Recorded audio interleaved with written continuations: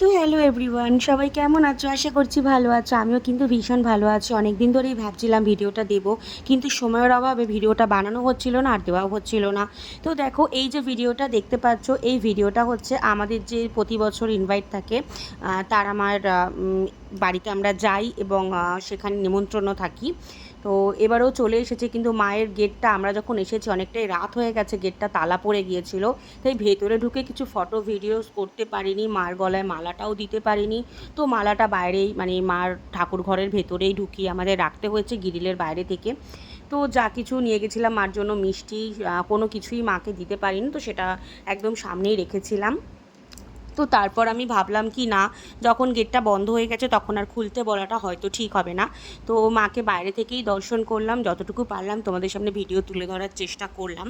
তো সেই জন্য কোনো রকম ভালোভাবে এই তো ফটো ভিডিও বলছিলাম একা কিছুই একা নেওয়া জামা হয়নি। পরতে পারবো না। পরতে পেরেছিস তো? কিরে, জামা পরতে পেরেছিস? আবার লজ্জা পাচ্ছে। চেষ্টা করলে সব হয়। চিজ দাও শুভ। দিলাম তো। আমার আরেকটু খেতে ইচ্ছা করছে। তুমি কি দেবে?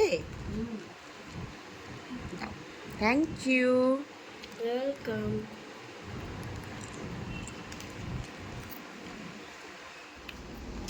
কি করছিস এটা? ভান্ডারে পয়সা ফেলছিস? ভান্ডারে পয়সা ফেলছিস? কার পয়সা এটা? আমার আমার পয়সা তুই ফেলে দিচ্ছিস? এই ভান্ডারটা আমি আবার নতুন নিয়েছি পয়সা জমানোর জন্য। তো আজ থেকে এটাকে বৌনি করছি। বৌনি মানে? বৌনি মানে এটাকে স্টার্ট করলাম আজ থেকে। দেখা যাক, কেউ নজর দিও না যেন। তাড়াতাড়ি নে একটু, অনেক রাত হয়ে গেছে কিন্তু এখনো খাওয়া হয়নি। সকালে আবার খেলা আছে। অঙ্ক নিয়ে এত সময় করে দিলে বাকি পড়া কখন হবে বল? ইংলিশ হয়নি তো? ইংলিশ হয়ে গেছে? তাহলে জলদি করো। দেখো, এটা আমার একটা নতুন ভান্ডার। তো ভান্ডারটা আমি মাটির কিনিনি, কারণ ভেঙে যাওয়ার সম্ভাবনা থাকে। তো সেই জন্য আমি প্লাস্টিকের ভান্ডার কিনেছি। আর এখন এই ভান্ডারটাতে আমি আমার এই টাকাটা ফেলে দেবো। তো তোমরা অনেকেই জানো যে আমার ভীষণই জমানোর একটা স্বভাব, মানে আমি ছোট থেকেই পয়সা জমাতে ভীষণ ভালোবাসি।